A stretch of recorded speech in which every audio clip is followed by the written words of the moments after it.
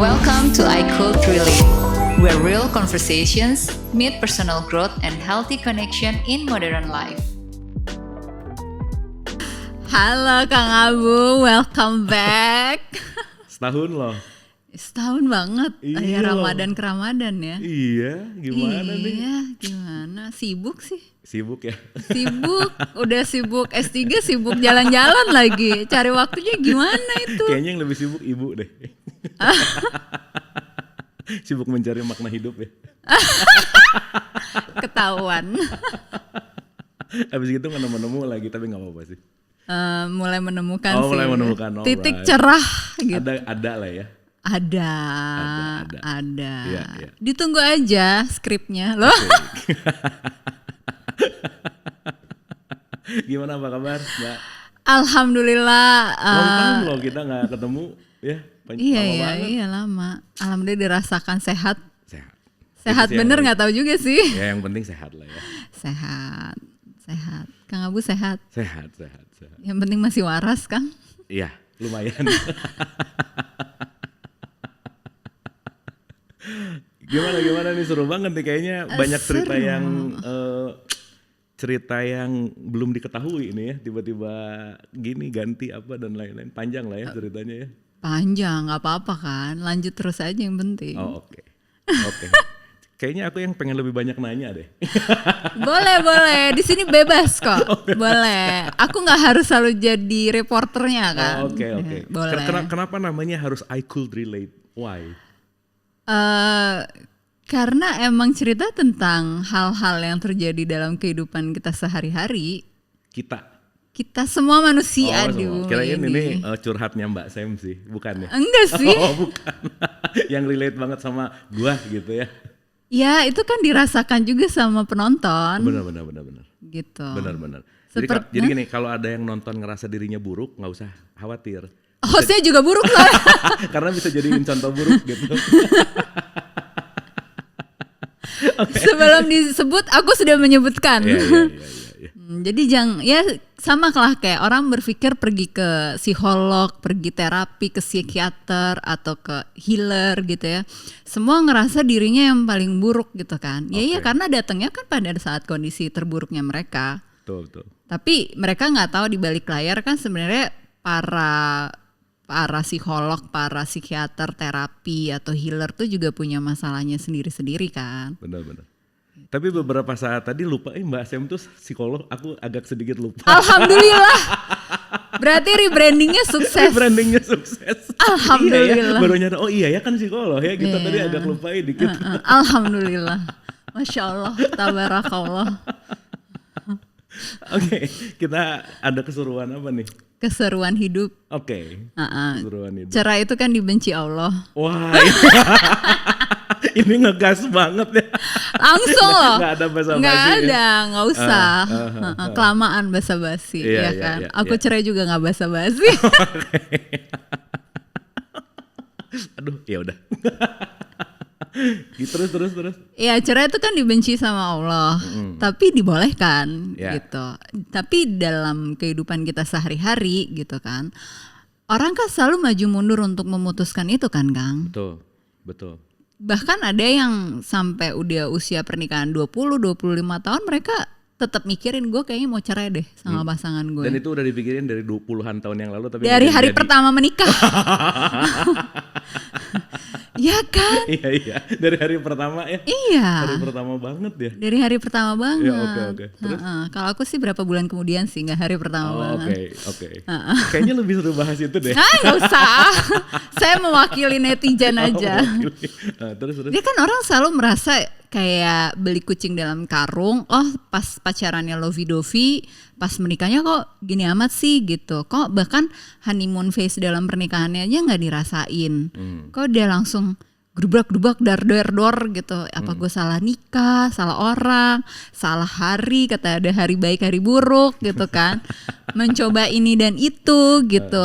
Atau ada beberapa orang yang merasakan menikahnya bukan karena keinginan sendiri atau karena cinta, karena terpaksa ya, perkawinan jodoh, perkawinan bisnis atau perkawinan yang Kepentingan gitu. kepentingan atau malah MBA gitu kan. Ya karena azas bertanggung jawab aja deh gitu, on paper bertanggung jawabnya. Oke. Tapi pada akhirnya kayak terbelenggu sama si konsep pernikahannya itu sendiri kan, yang akhirnya kayak ya udah maju mundur aja terus gitu.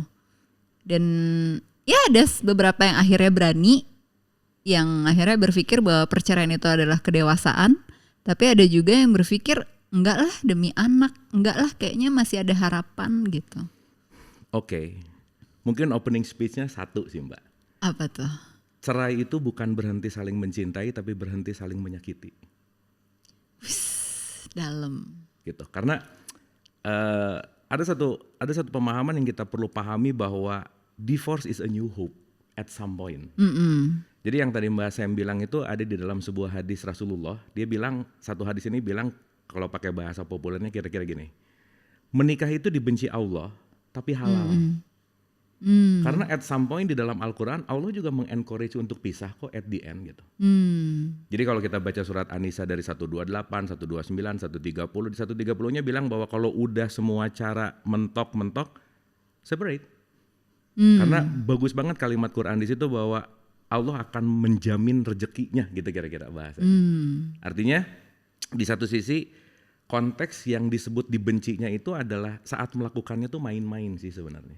Maksudnya dalam pernikahannya main-main? Dalam pernikahannya. Dalam mengupayakan itu terus berlanjut. Okay. Makanya kan prinsip berpisah itu kan perlu panjang sekali ya prosesnya, nggak bisa ya balik lagi lah. 99% dalam keseharian kita dikontrol oleh otak emosi. Bahwa nalar itu kan juga kepakainya nggak terlalu banyak gitu. Belum orang yang bertemu dalam sebuah konteks yang namanya jatuh cinta, semua lagi bego kan. Benar nggak? Nggak tahu lagi sih. di hijack sama dopamin, lagi di hijack sama oksitosin, lagi di hijack sama semua hormon-hormon yang saat jatuh cinta tuh nalar tuh nggak ada gitu. Buta gitu ya. Gitu. Jadi kalau sekarang bicara dalam konteks, aku selalu bilang bahwa pernikahan satu ya menarik nih. Pernikahan itu adalah cinta yang disertifikasi. Disertifikasi? Maksudnya Cinta gimana? yang disertifikasi, cinta yang dipenjara harus gitu terus selamanya. Maksudnya dalam konteks pernikahan? Menikah itu kan ada dua orang saling jatuh cinta. Dia punya cinta dan punya cinta. Terus menyatu. Jadi sertifikat kan? Iya, ada legalnya harus gitu kan. mulu gitu sampai kapanpun. Oh harus selalu mencintai lovey-dovey. Nah gitu. Ekspektasinya itu ada di honeymoon phase terus. Gitu. Oke. Padahal data menyatakan ya dalam bahasa data yang terkini 80% pernikahan selesai itu di bawah 5 tahun Mbak sekarang. Iya benar. 80%. Nih, kita lihat dari konteks datanya dulu ya. Supaya relate, kan I could relate ya. Alhamdulillah aku bagian yang 20% ya. Oh ya, lebih bukan suara ya. majority. Iya. Tapi kan itu angka aja sih ya. Cuman kita nanti ngerti kenapa begitu gitu. Abu ngambil data dari tahun 2014 sampai 2024. 10 tahun ya. 10 tahun aja ya. 2014 perceraian terjadi di Indonesia sekitar 344.237. Ya.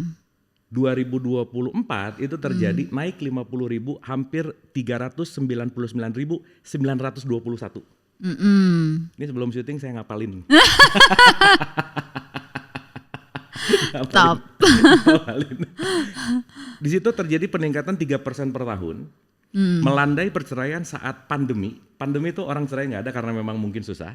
Bukannya makin banyak justru. After pandemi 2022 perceraian tertinggi selama 10 tahun belakangan ini. Oh saya aja sampai susah 500.000. Kang Abu. Kenapa? Mau daftar aja susah. Nah mending bahas itu.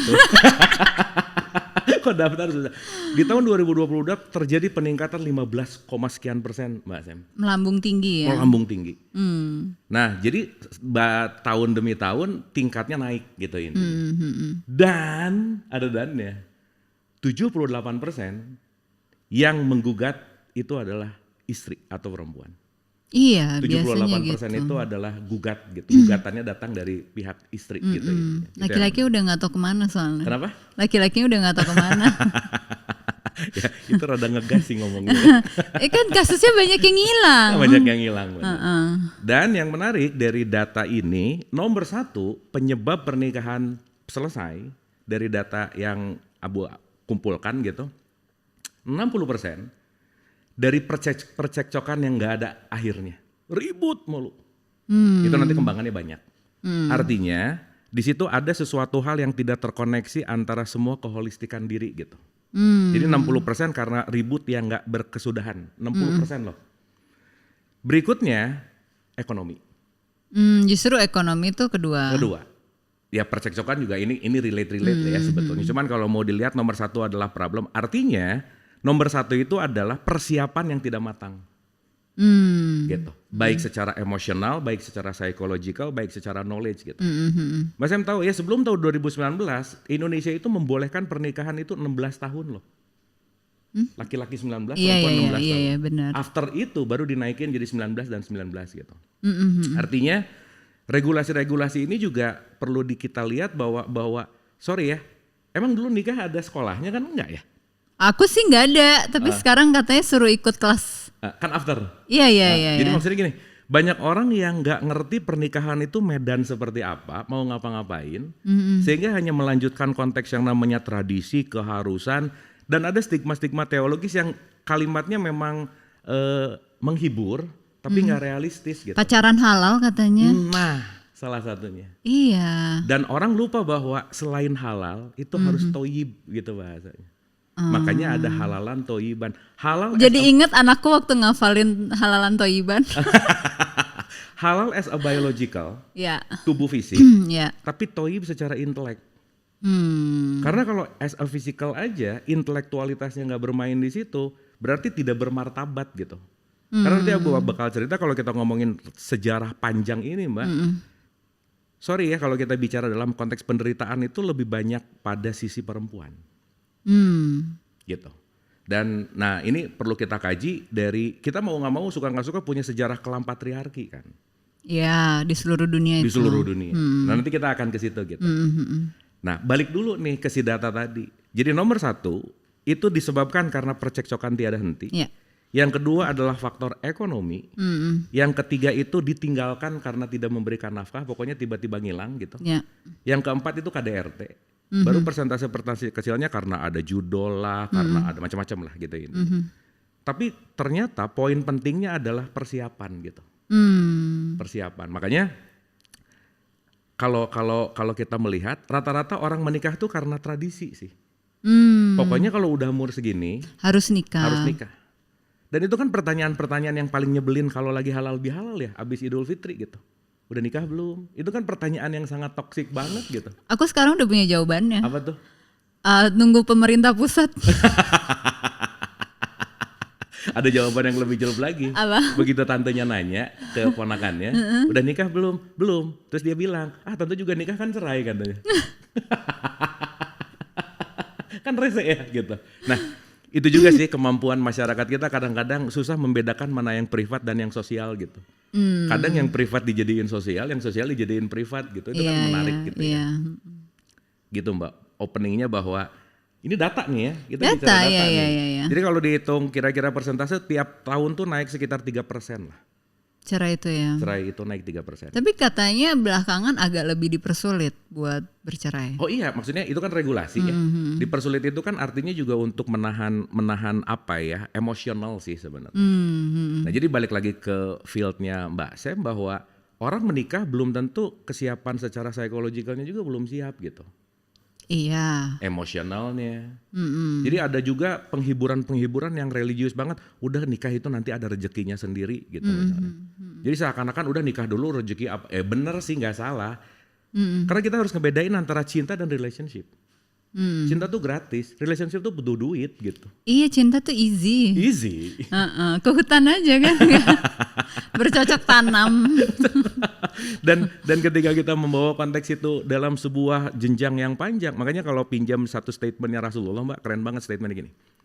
Menikah itu setengah dari ibadah. Setengah loh porsinya. Iya. Jadi kalau boleh dipakein hitung-hitungan bodoh gitu ya, setengah anggap 50%. Berarti kan most of time yang disebut konteks yang namanya ibadah atau penghambaan itu adalah proses pernikahan gitu. Tapi seringkali terjadi kondisi-kondisi dari statement itu dipakai oleh para suami juga untuk bisa kontrol para istrinya. Nah itu korban patriarki. Karena mau gak mau suka gak suka, di awal patriarki yang beneran, pra-Islam dan setelah Islam masuk. Jadi Abu menyadari betapa sangat mulianya tugas seorang Rasulullah Muhammad SAW, Mbak. Beliau adalah meningkatkan derajat perempuan loh. Iya. Karena pada saat itu ini nggak terjadi di Arab aja sih. Mungkin Mbak Sam tahu bahwa pada saat itu masyarakat Arab menganggap perempuan itu bukan manusia. Iya. At all, Mbak. Itu adalah barang yang bisa dijual, bisa dipakai kapan aja, bisa dilepaskan kapan aja. Makanya ayat Quran tuh banyak ada yang bilang bahwa kalau pada saat itu ada keluarga atau ada ayah yang punya anak perempuan malu, dikubur hidup-hidup. Iya. Di tahun 1800-an di India masih ada tradisi sati loh. Pernah dengar sati nggak? Iya pernah. Sati adalah bagaimana ketika suaminya mati, istrinya merelakan untuk membakar dirinya hidup-hidup gitu. Iya. Sampai ada yang kalau habis menikah sekali potong tangan, Ada. jari gitu.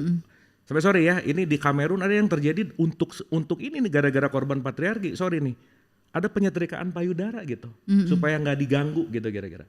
Nah pertanyaannya kenapa itu dilakukan? Bukan kenapa gangguannya yang dilepaskan gitu kira-kira. Jadi stigma patriarkal yang dimana laki-laki di atas, perempuan subordinat, itu in our blood anyway.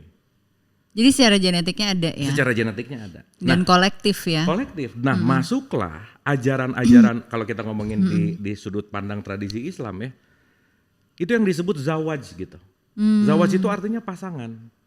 Kalau pasangan itu kan berarti laki-laki di sini, perempuan di sini. Gini loh. Iya, setara. Horizontal.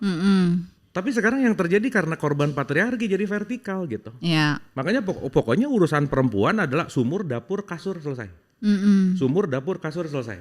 Makanya dia punya hak kekuasaan penuh mutlak.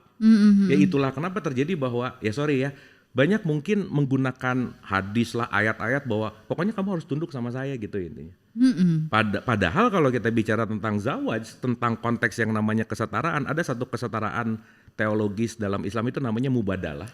Mubadalah itu artinya kesetaraan. Jadi ya sorry tuh saya as gender mau laki-laki perempuan, suami dan istri, dia punya kesalingan yang setara sebetulnya.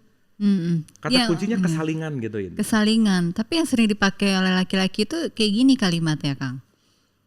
Kamu kalau nggak nurut sama aku, itu membuat aku suami yang gagal. Kalau diajak buat ini nggak mau, itu kamu berarti menjerumuskan aku pada kegagalan. Gitu ya. Iya, kamu mau nggak aku berhasil? Berarti kamu harus mau aku arahin. Iya. Nah, balik lagi kan, semua ke stigma tadi gitu. Jadi kalau tadi kita bicara dari semua cerita gitu ya, dari zaman patriarki lah, dari zaman sekarang mungkin udah. Tapi ada paradoksnya loh Mbak. Ketika 78% sekarang yang menggugatnya adalah perempuan, berarti kan si sistem ini mulai mau masuk ke, kan dulu mana berani ngomong. Dipendam, kayak nggak punya hak gitu kira-kira. Dan ya ini satu hal yang saya rasa konteksnya adalah paradoksikal sih. Gitu. Nah, tapi balik ke pembahasan kita adalah, saya selalu bilang gini Mbak, to the point aja ya, kan suka diundang di acara nasihat pernikahan gitu kan. Ya daripada ngomongin ngawang-ngawang menghibur, mending ngomongin realitas kan. Satu gitu, menikah itu kan perang panjang, titik. Statementnya ya, daripada kita mikirin perang dunia kapan gitu ya. Mendingan mikirin pernikahan. Ini udah bukan perang nanti dunia jadi makin lagi. banyak yang ngomong nikah loh Kang Abu. Loh, sekarang mau nikah mau nggak nikah kan choices juga kan. Poinnya kan pilihan kan sebetulnya. Pilihan, tapi kan masyarakat semakin tidak ingin ada dalam konstitusi pernikahan, dan itu sebetulnya nggak baik tolak ukurnya. Ya baik atau enggak kan balik lagi lah ya. Maksudnya begini. Saat kita memutuskan dengan knowledge, saat kita memutuskan dengan kesadaran, akan lebih baik daripada melakukan sesuatu dengan tradisi kita misalnya. Iya itu benar. Doktrin gitu misalnya. Saya memutuskan dengan kesadaran. Oh iya sih, kayaknya. Atau sadar setelahnya. Lebih ke situ sih. Nah jadi balik lagi ke konteks di mana kenapa dia ini dibenci Allah tapi halal? Karena at some point saat emang udah tidak memungkinkan lagi, ya separating itu adalah good way, new hope gitu.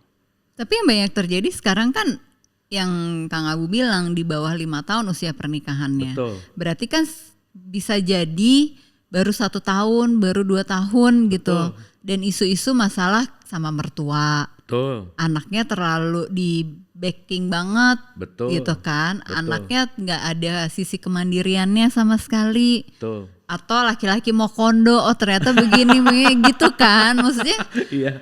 sesuatu yang belum diuji Hmm. bahwa mereka tuh benar-benar sudah melakukan banyak sekali upaya. Kalau yang usianya lebih dari 7 tahun kan lebih kelihatan sebenarnya upayanya tuh udah banyak banget.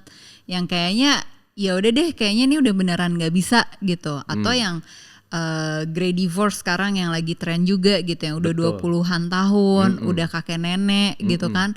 Mereka bertahan untuk menyingkirkan egonya masing-masing tuh ya udah gitu. Pokoknya kita membuat suatu sistem Tuh. gitu. Betul. Tapi kalau yang masih 5 tahun kan ayo teruji nggak mereka sudah. Iya, balik lagi kan. Sekarang mau teruji atau tidak kan semua kembali kepada keputusan kan. Berarti kan balik lagi kepada kesiapan mental, pengetahuan, emosional, psychological, spiritual, macam-macam gitu loh, Mbak. Sehingga kalau sekarang cepat mengambil keputusan baru 1 tahun, ya konsekuensi kan, balik lagi.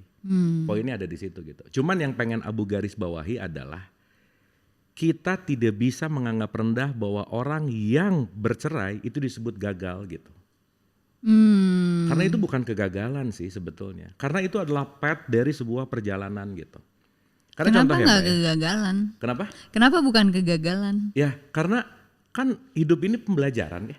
Ya, Kalau kita menyangka bahwa kemarin gagal, quote and quote, ya oke lah disebut sebagai pelajaran, oke Ya. gitu. Tapi bukan berarti ketika gagal menikah itu sama dengan gagal hidup gitu. Ya yang gagal pernikahannya, hidupnya fine kok gitu. ya tapi tetap gagal dong. Ya secara pernikahannya.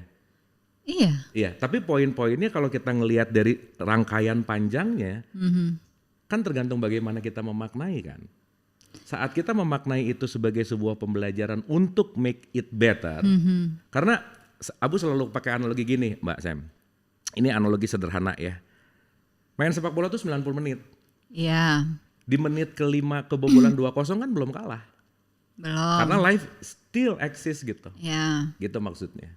Sehingga ketika oke deh, aku ngerasa gagal pernikahan, aku ngerasa ini yang akhirnya tidak memutuskan untuk pun itu pilihan gitu ya. Tapi mungkin mindset yang perlu ditanamkan adalah melihat bahwa itu adalah pijakan step 1. Ayo dong belajar dari sini gitu. Apapun nanti mau milih nikah lagi atau enggak kan pilihan gitu. Tapi hal itu ketika membawa sebuah stigma bahwa nikah gagal sama dengan nikah hidup, itu kan jadi ngebuat life motivationnya rendah sekali gitu. Keluarlah stigma, Iya. janda misalnya, atau ya itu tadi ya duda gitu. Itu kan jadi stigma-stigma gitu loh. Ntar dulu aku mau bilang, Ya. kalau aku memaknainya ya udah nggak jodoh aja, jodohnya cuma sepanjang itu aja. Betul. Gitu. Kalau masalah stigma janda atau stigma duda itu juga nggak adil. Duda itu selalu dibilang duda keren, duren gitu kan. Kalau janda gatel. Nah, Ya kan? patriarki lagi nggak? Iya. Iya. Padahal Mbak sorry ya, janda yang takwa itu lebih baik daripada orang yang memiliki suami gitu. Iya, karena urusannya bukan urusan dari konteks status ya. Iya, sama kan kalau apalagi kalau yang salah suaminya ya. Tapi dia enak banget, dia cerai dibilang oh kamu keren gitu. Tapi kalau perempuan yang cerai dibilang kenapa kamu nggak tunduk patuh sama suami kamu. Itu Padahal kalau aku pernah tinggal di Dubai kan ya Kang. Di sana janda-janda itu dapat banyak sekali kemudahan gitu. Karena memang orang tuh mikirnya ya kalau dia udah nggak punya suami mau cerai atau meninggal gitu ya, dia tuh berarti harus lebih banyak dikasih perhatian lagi gitu. Jadi di sana maksudnya lebih bagus value-nya gitu. Iya, nggak dikonotasikan sesuatu hal yang negatif. Berarti kesalahannya kenapa pindah sih ya?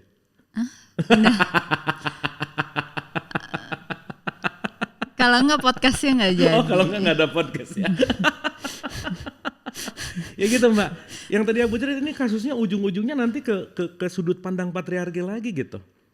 Bahwa laki-laki yang bercerai it's okay. Itu kan stigma banget ya, janda gatel, duda keren gitu misalnya. Itu kan stigma kan sebenarnya kan. Iya. Bahwa gini misalnya, apapun yang terjadi ketika si janda ini diberikan stigma sebagai penggoda, meskipun dianya nggak mau, cowoknya ngemepet-mepet terus, yang diserahin si jandanya. Iya loh. Rata-rata.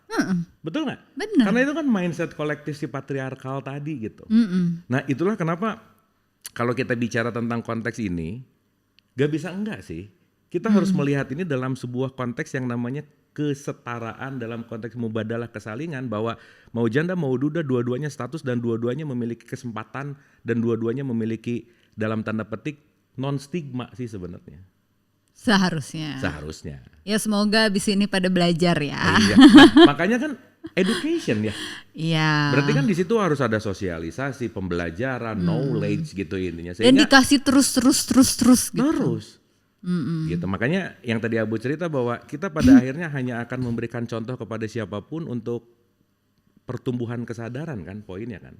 Benar. Supaya nggak impulsif. Iya, supaya tahu filter. Iya. Jadi balik lagi kenapa Abu bilang ngelihat orang yang cerai itu bukan kegagalan sih, itu kan jalan hidupnya aja sih gitu. Jalan hidup saya. Part of gitu. Iya benar. Iya. Benar. Iya. Cuma kenapa yang banyak terjadi juga nih gitu. Orang merasa tidak adil ketika yang salah, yang mungkin yang dua-duanya salah ya kalau menurut aku. Tapi salah satu yang lebih salah biasanya lebih cepat move on, lebih cepat nikah lagi daripada yang salahnya lebih dikit. Oke. Kalau ini kayaknya subjektif sih. Karena kan penilaiannya kita nggak pernah tahu gitu ya. Contoh-contoh gini, benar atau salah, baik atau buruk, itu kan semua penilaian subjektif masing-masing ya.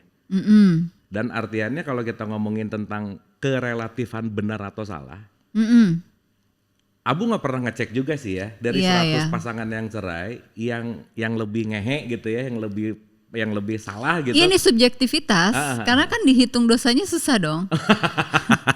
Malaikat doang yang tahu. Tapi subjektivitas si pasangan itu, jadi misalkan ya si pasangan perempuannya yang salahnya lebih banyak gitu.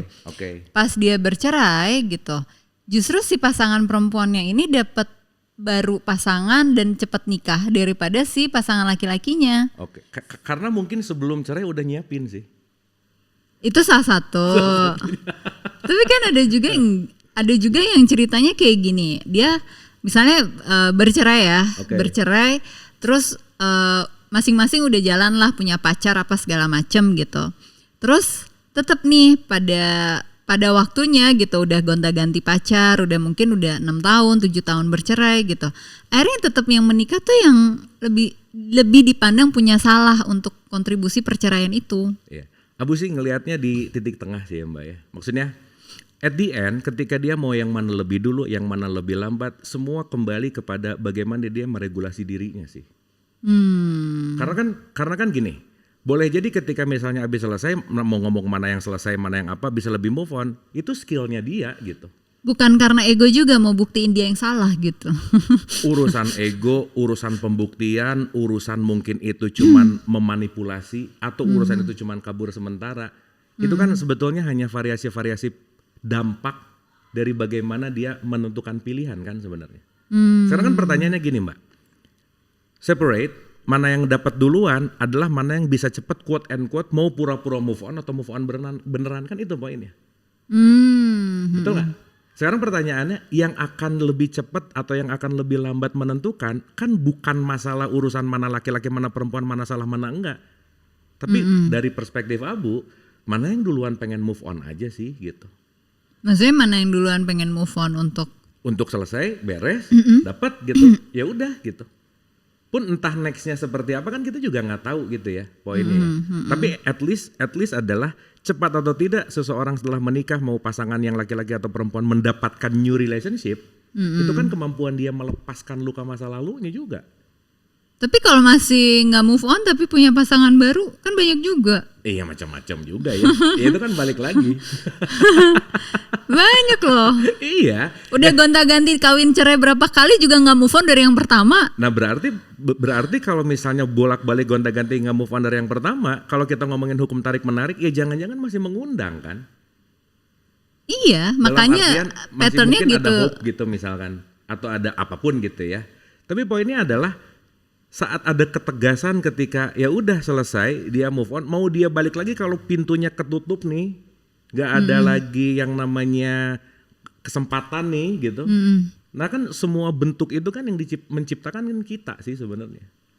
Iya, cuma maksudku poin yang aku mau sampaikan tuh ada loh orang yang dia udah kawin cerai beberapa kali, tapi isunya selalu karena dia tuh nggak move on dari perceraian yang pertama. Jadi dia hidup dalam penyesalan terus menerus. Betul. Akhirnya kan masalah di dalam pernikahannya tuh ya isunya itu lagi kan. Betul banget. Nah berarti yang tadi Abu bilang. Berarti kan dia juga tidak menjadikan semua itu proses belajar yang menguntungkan gitu. Benar. Tapi satu poin sih Mbak, itu kan urusan dia ya. Kita punya satu regulasi bahwa kita nggak bisa ngerubah siapa-siapa kan.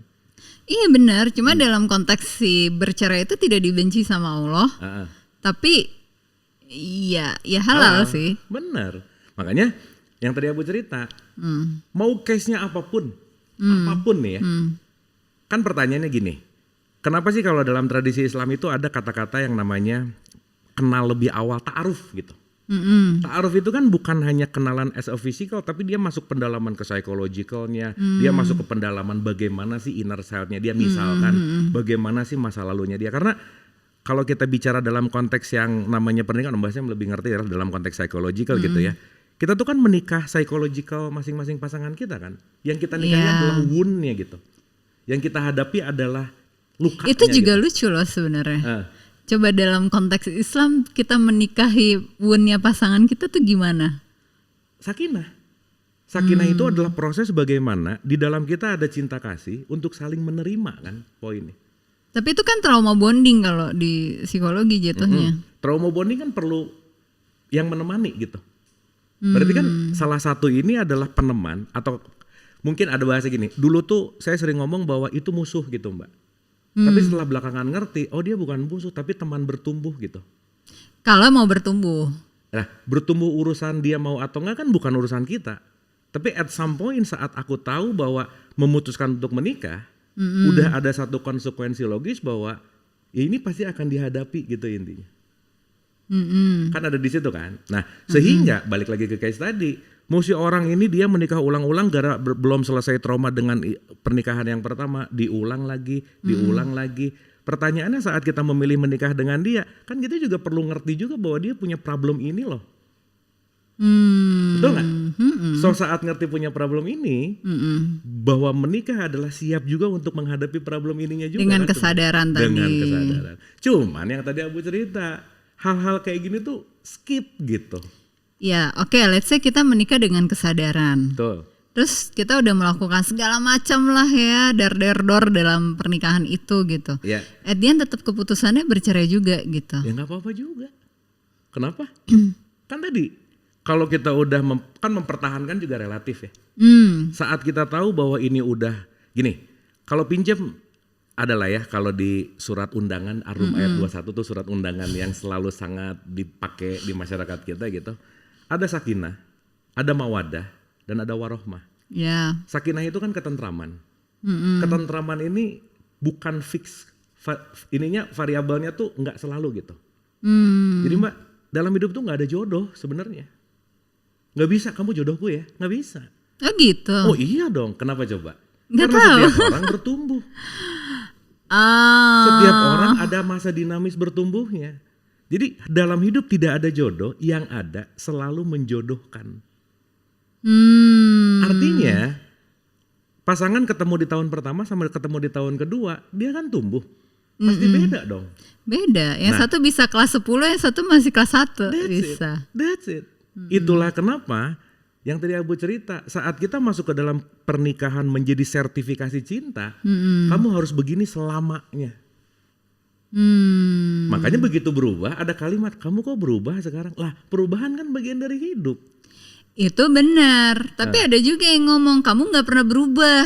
Nah balik lagi juga, yang gak pernah berubah berarti komplain karena ya itu tadi, ketidaknyamanannya dia atas semua perspektif ekspektasinya kan sebenarnya. Nah makanya yang selalu Abu bilang lagi bahwa sekali lagi ya, nikah itu bukan kayak film Disney yang happily ever after. Ini yang belum menikah terutama dengerin ini baik-baik. Tapi nikah itu kayak Avenger, Infinity War gitu. Gak akan ada beresnya udah. Mau sampai kapanpun juga gitu. Tetapi poin pentingnya di dalam Infinity War itu bukan untuk saling mengalahkan, tapi saling menumbuhkan gitu. Makanya disebut sakinah. Makanya sakinah itu present continuous gitu loh Mbak. Sakinah itu adalah sesuatu yang tumbuh dan tumbuh dan tumbuh. Itulah kenapa pembibitan itu konteksnya bukan ideal satu sekarang jodoh selamanya. Gak bisa. Artinya juga daily basis maintenance. Jadi kalau gak ada daily basis, merasa gini, udah nikah ya selamanya udah selesai gitu. Gak dirawat, gak dikasih pupuk. Ya, gak bisa. Gak bisa. Kan justru PR-nya di situ. Makanya pasti sering di ceramah-ceramah pernikahan. Menikah til jannah. Iya. Benar nggak? Iya. Padahal jannah artinya kebun. Kebun surga katanya. Menikah menuju kebun. Nah sebenarnya kan jannah itu jangan dipersepsikan yang nanti kelak, nanti ngawang-ngawang. Nggak usah jauh-jauh lah. Jannah itu adalah kebun. Kebun yang baik adalah kebun yang dirawat. Padahal sesederhana itu ya. Iya. Makanya baiti janati, jadikanlah rumah sebagai jannah, sebagai kebun. Dua-duanya punya kontribusi untuk merawat kebun yang sama gitu loh. Artinya kan kalau ada kesalingan kesadaran konteks, ya balik lagi ya, ini juga ngerti setelah saya nikah 15-20 tahun sih. At the end gitu ya, semua pembelajarannya baik setelah belajar, sebelum belajar ya at least masa pembelajaran gitu. Nah jadi balik ke premisnya Mbak Sam tadi bahwa ada loh orang yang dia masih trauma dengan yang satu, dia mengulang yang kedua, dia mengulangi yang ketiga. Tapi poin pembelajaran kita adalah saat kita tidak mengulang pola, kita tidak akan pernah menghadapi hidup yang baru gitu. Karena polanya sama, programnya sama, the way of thinkingnya sama, kesadarannya sama gitu. Gitu sih Mbak. Contoh. Ini agak sedikit ngomong ke energi boleh ya? Boleh. Oke. Sampai sini oke dulu gak? Oke. Kok aku jadi banyak ngomongin ya? Harus dong. Kan tadinya aku yang mau ngobrol, mau nanya-nanya ya. Nanti aja. Oh nanti oke. Nanti Tipis-tipis. akan ada podcast balasan ya. Aku bakal banyak nanya. Gini. Ini salah satu perspektif ya. Yang bisa kita ambil pelajaran lah at least gitu. Ada yang disebut namanya hukum tarik-menarik. Ya, law of attraction. Law of attraction, apapun like manifestasi, like, apapun lah ya, apapun itu. Artinya, yang akan kita tarik itu pasti yang sefrekuensi. Ya. Ya kan? Gak mungkin gak sefrekuensi. Anggap aja pakai bahasa gitu supaya mudah gitu. Ya. Misalnya si George ketemu sama Anna. Mereka bertemu dalam satu frekuensi 3 dan ketemu 3. Nah, akhirnya nikah, ribut, berantem. Si George-nya naik ke level 7, si anaknya stay. Pisah nih. Jadi dia berhasil untuk naik, dia enggak misalkan. Karena jangan lupa ini pembelajaran. Nah, setelah selesai, karena dia levelnya masih di 3 terus, dia besok-besok ketemu sama Larry gitu misalnya. Siapa Larry? Another George dalam casing yang berbeda. Tetap juga 3. Jadi pindah casing dengan same problem gitu. Iya. Makanya second marriage itu rata-rata gak terlalu lama juga. Kenapa? Karena penghindaran misalkan. Kitanya belum ada ngeberesin, kitanya masih menyalahkan, masih mental korban, masih victim banget. Kita melakukan keputusan. Akhirnya ada dalam circumstances yang gak beda gitu intinya. Nah itulah kenapa yang selalu ya balik lagi ya, ini jadi sebuah rumus sih buat Abu pribadi gitu ya, bahwa our real problem kan ego gitu. Konteksnya kembali ke sini gitu. Iya. Sehingga Abu selalu belajar bahwa apapun yang di sana pasti ada sesuatu yang ditarik dari sini gitu. Jadi sebelum blaming ke sana, sebelum nunjuk ke sana, memastikan bahwa ada apa sama yang di sini gitu. Karena sudah terbukti at least secara subjektif, saat Abu merubah siapapun, mencoba apa dan lain-lain, not working gitu. Tapi once changing self, menariknya kok yang di luar ikut berubah gitu. Itu benar, aku merasakan juga. Tapi maksudnya gini, ya alhamdulillah ya Kang Abu, maksudnya setelah bercerai aku juga sempat ngomong sama Monica ya gitu kan. Tahun lalu kan kita umroh bareng gitu, terus dia ngeliat aku tuh, kok nih ibunya nangis aja terus gitu kan. Kenapa gitu? Ya gak apa-apa, gak sedih, cuman terharu lah gitu. Maksudnya aku kedua kali bisa umroh tuh sama Monica aja. Terus dia gitu kayak merefleksikan apa yang aku alami waktu aku umroh pertama kali masih sama bapaknya Monica. Terus di umroh yang kedua tuh tingkat spiritual tuh berbeda lah gitu. Terus bisa lebih netral, bisa kayak iya ya gitu mungkin gitu. Mungkin ini juga jawaban dari doa-doanya dia, karena dia tuh selama nikah sama aku selalu ngomong, Sam pokoknya aku doain kamu sukses, kamu punya gaji pendapatan per bulan sekian apa segala macem gitu kan. Jangan-jangan memang yang aku alami dalam kehidupanku sekarang tuh doanya dia juga. Tapi kan jadi doa yang memisahkan gitu loh. bukan doa sebagai satu tim yang sama gitu kan. Oke. Tapi kan yang tadi kita bahas, Mbak, at some point bersatu itu juga bukan goals yang dalam tanda petik ya. Kita nggak bisa menilai baik atau buruk, sukses atau tidak antara mana bersatu dalam status pernikahan. Tapi bersatu dalam konteks yang namanya kemanusiaan gitu misalnya.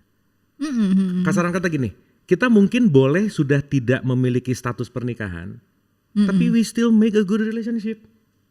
Iya, silaturahimnya masih gitu. Yes, gitu intinya. Nah, jadi ya balik lagi, semua kembali kepada stigma penilaian sih. Bahwa yang tetap bersama dalam satu rumah dengan status pernikahan, dia anggap akan jauh lebih baik daripada yang udah pisah gitu. Itu kan mau gak mau in our blood banget gitu, bahwa gagal, jelek, itu dia gak sukses apa dan lain-lain gitu. Toh yang berikutnya kan reality ya. Realitasnya sekarang Mbak Sam udah gak bersatu gitu. Betul gak? Saat sekarang masih ada, kok harus ini apa, berarti kan balik ke pas, betul nggak? Dengan harapan ekspektasi sesuatu yang in reality sekarang secara statusnya bukan mungkin deng, udah separate. Tapi at some point itu kan keputusan yang paling terbaik, makanya itu kejadian gitu intinya. Iya, dia juga udah move on. Iya, ya kan dia mah urusan dia. Urusan dia. Urusannya Mbak Sam kan yang paling penting. Nggak aku pikirin. Iya, sesuatu yang nggak aku pikirin biasanya ada di alam bawah sadar, justru dipikirin terus sih. Enggak, maksudnya skakmat. Enggak, maksudnya kan ya hidup dia gitu. Aku juga nggak berinteraksi sama dia gitu loh. Jadi ya sebatas urusan anak aja. Itu juga Monica udah gede, ya udah Monica berhubungan sendiri dengan handphonenya dan lain sebagainya gitu. Batasannya tuh kan jelas banget gitu. Cuman dalam konteks apa yang aku refleksikan gitu ya pada saat aku umroh itu memang mungkin dalam pernikahan itu doa itu juga menjadi suatu hal yang penting gitu. Kita boleh mendukung pasangan kita boleh tidak menjadi keluarga yang patriarki, tapi jangan-jangan doanya salah. Sehingga itu menjadi rekam jejak DNA kita juga sehari-hari dalam merawat si pernikahannya itu sendiri. Itu yang aku pelajari gitu.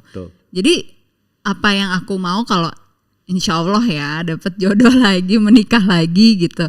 Doanya udah bukan lagi yang pokoknya gue mau sukses, gue harus dapat A, B, C yang ambisi-ambisi duniawi, tapi yang ya udah kita sehat dan selalu sayang bersama lah gitu. Tapi balik lagi sih Mbak, balik lagi ya. Doa tuh bukan masalah apa yang kita ucapkan kan. Tapi your feeling is your prayer. Karena doa yang terbesar itu bukan apa yang diucapkan, tapi saat sikap hati kita mengucapkan doanya gitu. Abu bisa berdoa kata-katanya bagus, tapi di sininya penuh dengan ketakutan, kecemasan, kekhawatiran. Yang akan terjadi dalam hidup bukan kata-kata yang bagus, tetapi kita menarik rasa itu gitu.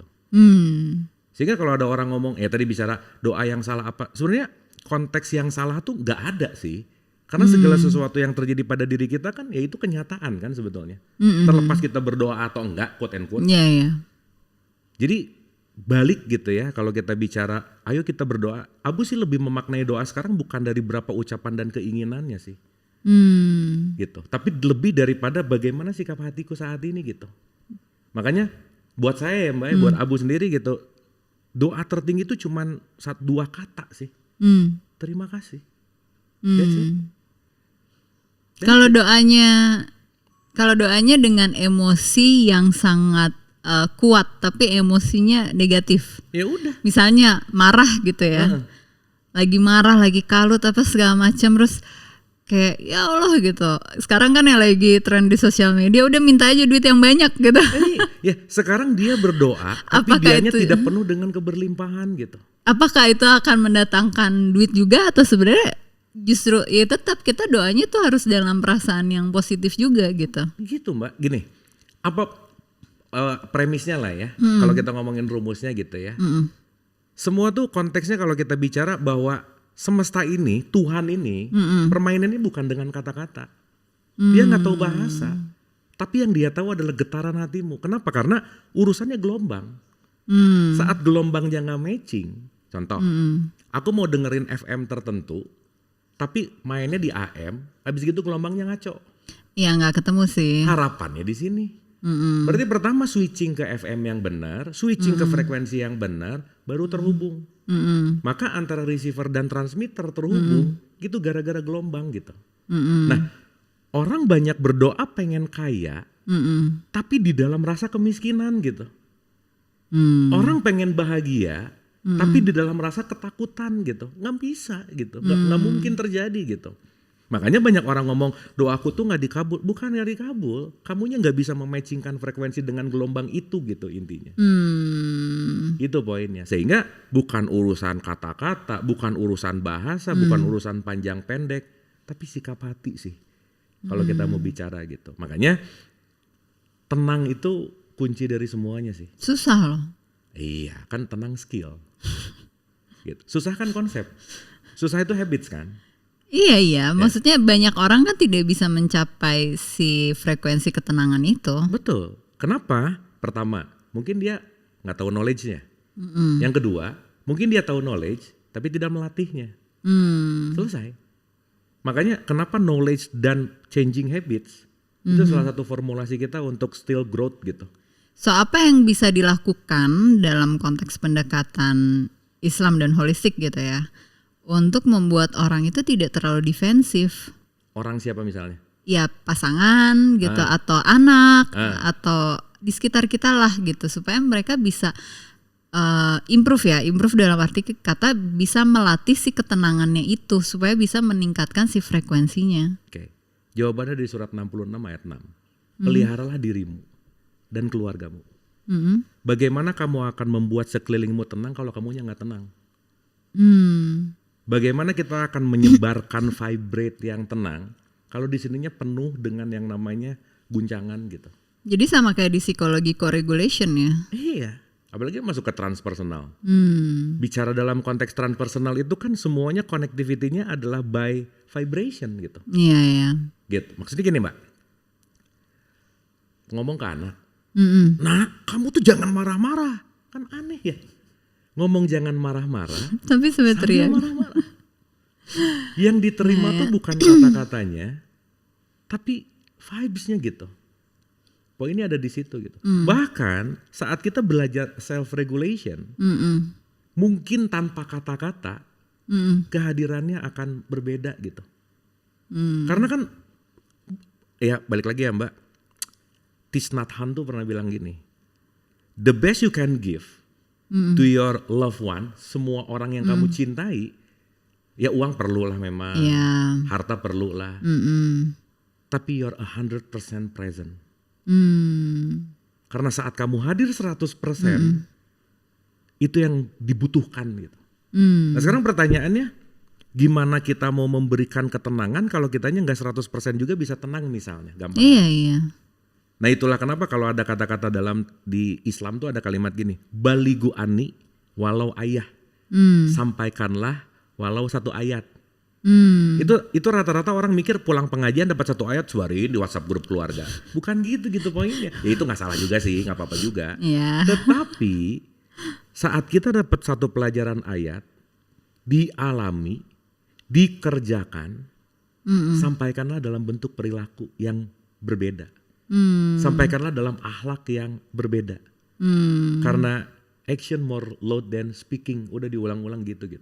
Berarti kan bukan nyuruh, tapi memberikan contoh gitu. Itu sih Mbak poinnya. Jadi tadi kalau ngomong susah, ya skill. Ikhlas tuh skill loh. Gak ada penganugerahan ikhlas tuh gak ada sih. Sabar tuh skill gitu. Iya, dilatih di tempat terus kan. Dilatih. Jadi Mbak Sam nih skill sabarnya udah tingkat dewa. Belum. Belum. Saya masih waras. Boundariesnya setinggi tembok Cina. Enggak, karena nggak akan ada orang jadi orang sabar karena rajin nonton podcastnya Mbak Samantha. Nggak ada orang jadi lebih sabar karena rajin pengajian. Orang jadi lebih sabar karena sering ketemu orang nyebelin. Udah. Makanya ada stiker itu kan. Sabar. Sabar. Emang nyebelin. Emang nyebelin, udah. Selesai gitu. Nah, kalau kita melihat itu sebagai engineering lah ya. Kita ngerti bahwa at least kita tahu bahwa pernikahan, balik lagi ke pernikahan, bahwa ternyata pernikahan bukan hanya urusan biological. Kenapa Abu tadi bilang perempuan lebih banyak menderita? Kita ngomongin dari segi biological dulu nih. Dari konteks yang namanya biological, ini kan penontonnya dewasa lah ya, kita bicara di hal-hal itu gitu. Laki-laki itu urusannya mimpi basah sama hubungan. Dan dia secara kegiatan sexuality-nya dua-duanya enak gitu kira-kira. Ya. Tapi kan siapa ya, ada satu ulama Turki itu Nur Said siapa gitu ya, ada satu ulama aku lupa namanya, dia bilang gini, kira-kira lah, hati-hati dengan kesenangan 9 menit untuk menghadapi penderitaan 9 bulan. Itu juga kalau 9 menit sih. Iya. Artinya kalau kita nggak ngerti ini secara holistik bahwa, sorry ya Mbak, saat kedua-duanya tidak ada kesalingan dalam hubungan biologis, itu perempuan bisa nggak menikmati loh. Iya, itu benar. Dan itu bisa menimbulkan sakit. Habis gitu menstruasi sakit. Habis gitu masa mengandung sakit. Habis gitu melahirkan apalagi. Ini udah bukan hitungan detik menit nih, bulanan gitu. Iya. Nifas menyusui. Jadi Tahunan 9 menit impact deritanya panjang gitu. Belasan tahun. Panjang gitu. Iya, Nah, iya. itulah yang Abu pelajari bahwa itulah kenapa perlu perjanjian yang gak main-main gitu. Karena bukan masalah, ya sorry ya tadi bilang tentang halal aja gitu ya. Di halal, apalagi udah punya stigma bahwa kalau istri udah dinikahi, aku punya hak mutlak untuk dalam tanda petik make kapanpun gua mau gitu. Kan gak gitu juga gitu. Iya. Makanya si kesalingan itu adalah sesuatu yang Abu rasa perlu kita pelajari gitu. Satu. Jadi kalau hanya as a biological dalam konteks menikah itu bukan hanya untuk berkembang biak, tapi untuk berkembang baik. Artinya ada soulnya juga di situ gitu. Iya, iya. Jadi masuk ke dalam konteks yang holistik gitu. Ini kalau dilanjutin jadi ceramah pernikahan sih. Jadi 6 SKS. Gitu Mbak kira-kira. Nah jadi it's so kompleks, yes. So itulah kenapa menikah itu universitas kehidupan sih. Sekolah tinggi kehidupan namanya pernikahan. Iya. Gitu. Jadi ya. Yang mana harus dipenuhi dengan kemandirian kan. Yes. Mandiri untuk belajar, mandiri untuk improve, Betul. mandiri untuk meningkatkan keterampilan mengatasi masalah. Mengurangi ketergantungan. Ketergantungannya sama pasangan aja kan. Iya, maksudnya gini. Saat udah pokoknya 100% gimana pasangan kitanya nggak naikin skill gitu. Ya gak boleh juga. Ya jangan gitu juga gitu. Cuma maksudnya meminimalisir keterlibatan banyak orang gitu, misalnya kayak mertua, Ya. saudara gitu. Tapi kan mau nggak mau ya Mbak, dua hal yang perlu dimaklumi dalam hidup yang paling tertinggi adalah orang tua dan mertua. Udah ya. itu stok maklumnya banyakin aja. Mau nggak mau juga nggak suka. Itu betul, Ya. gitu. Alhamdulillah saya dulu dapat mertuanya baik ya, Iya. gitu. Jadi memang kontekstual menikah, kontekstual bercerai itu kan sesuatu hal yang banyak sekali aspeknya yang bahkan mungkin di podcast ini juga belum dibahas semua gitu ya Kang ya. Ini kayaknya baru opening sih. Baru ya. Belum ngomongin yang dalam-dalam sih. Maksudnya biar diundang lagi. Baru ngupas bawang bagian luar kan. Ini mah baru basa-basi banget sih Mbak. Maksudnya belum digeprek bawangnya. Pengantar satu. Pengantar satu. Jadi kalau orang bertahan gitu Kang dalam pernikahan hanya demi anak, itu banyak juga kan yang menentang ya. Betul. Gak sehat lah ini dan itu dan lain sebagainya gitu. Tapi juga banyak orang bingung sebetulnya di level batasan apa sebetulnya kita boleh untuk akhirnya memikirkan opsi bercerai. Daniel Amen tuh pernah bilang gini, ini based on research. 2 orang yang mempertahankan pernikahan, dampak buruk kepada anaknya jauh lebih bahaya daripada berpisah. Iya. Karena setiap hari si anak ngelihat berantem, itu jauh lebih bahaya bagi psychologicalnya daripada pisah udah selesai gitu. Jadi dipenjara secara emosional kan. Jadi dipenjara secara emosional, that's it gitu. Jadi penelitiannya udah jelas. Gitu. Nah sekarang pertanyaannya adalah, ketika tadi ada ketergantungan, salah satu penyebab ketakutan kenapa misalkan gak mau memilih untuk bercerai, itu karena faktor nanti kalau cerai siapa yang nyekolahin anak gitu. Urusannya kan ke economical base lagi kan intinya. Sehingga pengikatnya ada di situ gitu. Nah jadi balik lagi bahwa kesiapan memang perlu dipikirin, kemandirian memang perlu dipikirin, tapi poin pentingnya adalah knowledge dan kesadarannya sih. Karena at some point kalau kita udah menentukan sesuatu, ketika kita menentukan itu dengan kesadaran, kita akan bisa menuju kepada sesuatu perbaikan karena ya udah, aku tahu dengan kesadaranku dengan menambah pengetahuan dan menambah skill dan seterusnya. Tapi at the end of the day bahwa pisah atau enggak, yang paling tahu adalah kondisi sikap hatinya lagi sih, balik lagi Mbak. Tapi dengan rasio gitu. Jadi ada rasio juga gitu intinya. Cuman di situ kan nanti hitung-hitungan nih, mana hal lebih baiknya, mana hal lebih buruknya gitu. Ya. Tapi at the end of the day, hal yang paling ditakuti itu biasanya stigma yang berkaitan dengan dosa lah, neraka lah, jadi stigma janda lah gitu. Jadi nggak dapat surga. Ya nggak dapat surga lah gitu. Ini kan orang ngomong surga yang nanti gitu ya. Aku cari surga di tempat lain aja. Iya udah gitu. Yang ngomongin surga aja belum pernah ke situ ya. Habis itu ngajak-ngajak lagi. Gitu loh. Nah jadi balik tuh. Logical thinking memang perlu hidup sih. Dengan knowledge yang tepat gitu intinya. Sehingga keputusannya memang ya balik lagi ya. Ketika ketakutan itu terjadi karena stigma dan keyakinan. Dan keyakinan itu akan luluh lantai di depan kenyataan sih gitu. Iya sih. Itu sih poinnya Mbak. Jadi kalau tadi nanya batasannya dari perspektif subjektifnya Abu nggak ada batasan yang pasti sih. Tapi at the end of the day paham bahwa ternyata selama ini aku terjebak dan aku nggak sadar gitu. Nah baru disadarkan ketika mungkin nonton ini atau ketemu pembelajaran di tempat lain gitu, apapun itu gitu. Tapi balik lagi sih, semua adalah proses pembelajaran hidup sih.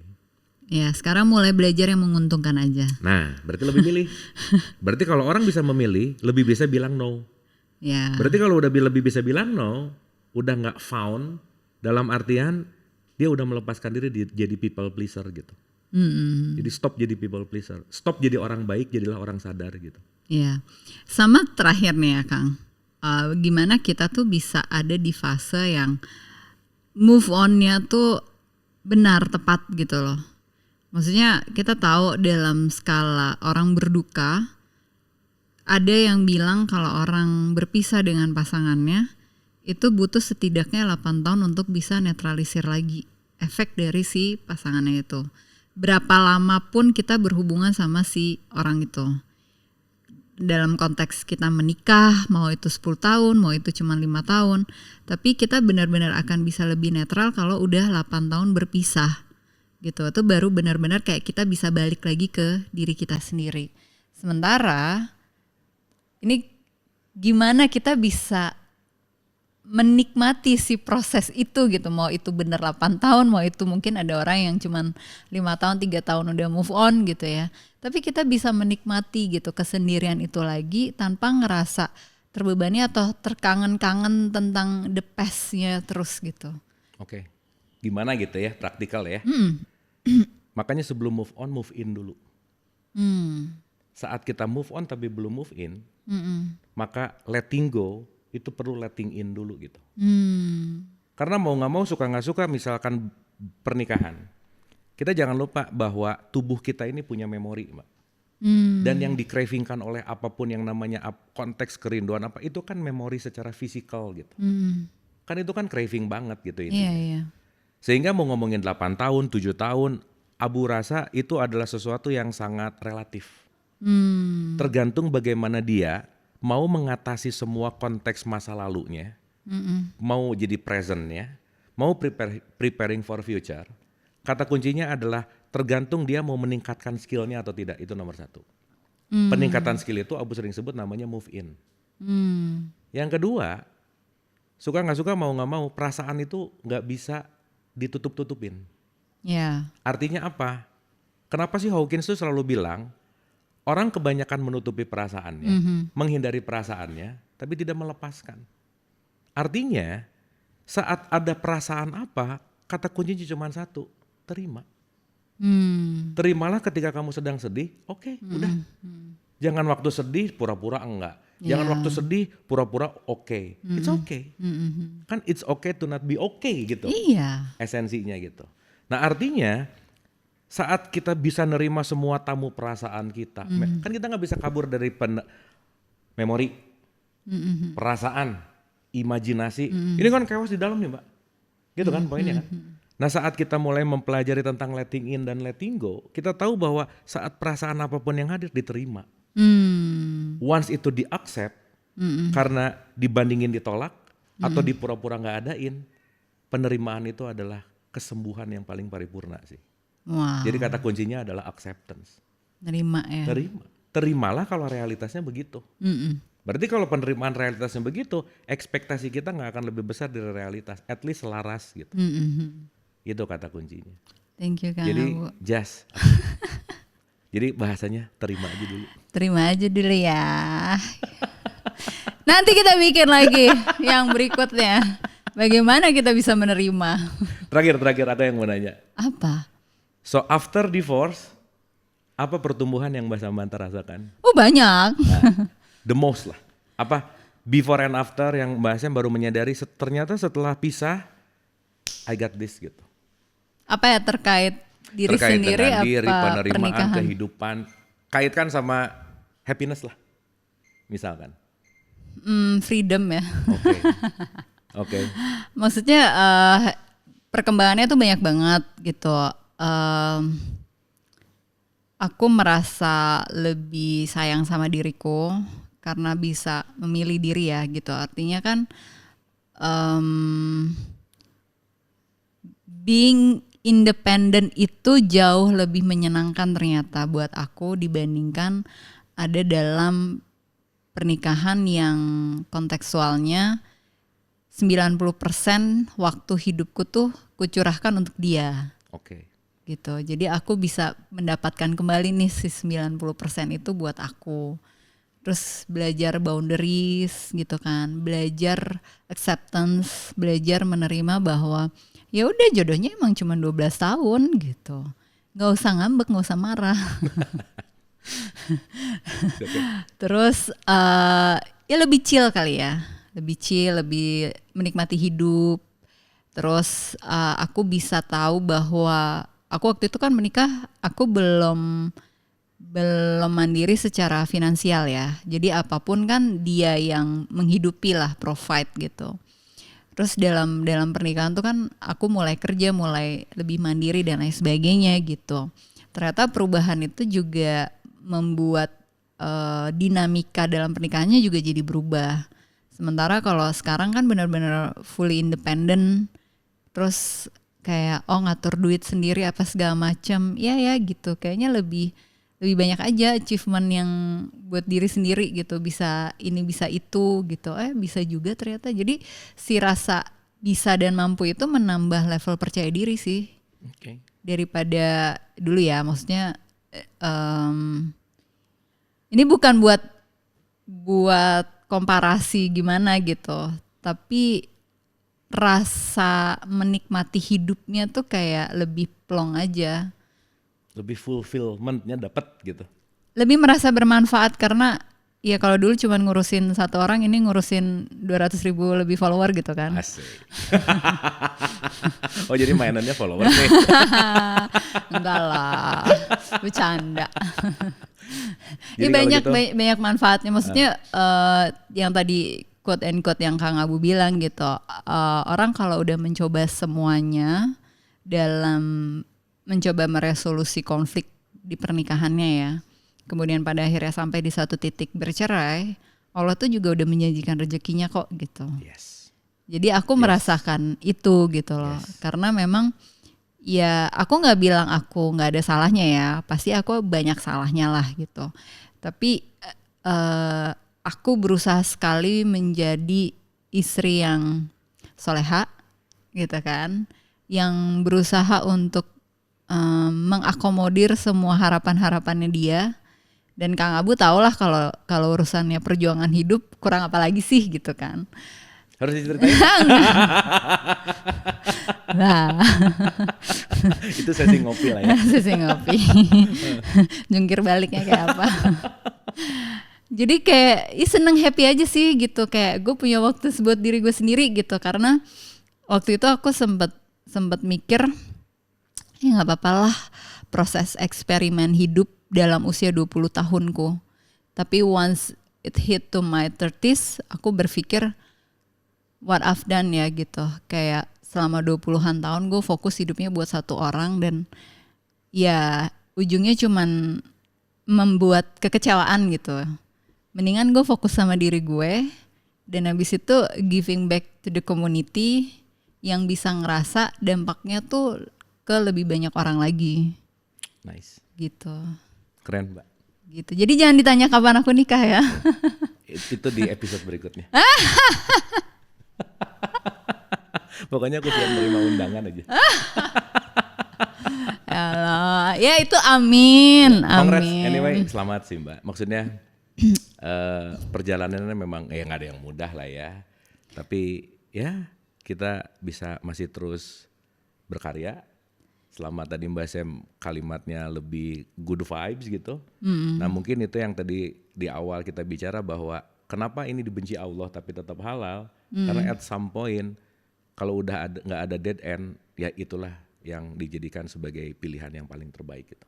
Iya, karena at the end he's a good man gitu. Aku selalu bilang dia adalah laki-laki yang baik, laki-laki yang bertanggung jawab. Ya cuman kita tuh emang sudah selesai jodohnya. Cukup 12 tahun. Jadi mungkin peran dia dalam hidupnya Sam itu cuma 12 tahun. Yes. Habis itu peran dia lebih banyak untuk mau nikah gitu, dan sekarang dia punya peran yang baru dengan keluarganya yang baru, dan ya udah kita jadikan dunia ini lebih harmoni aja. Next ya. Ya.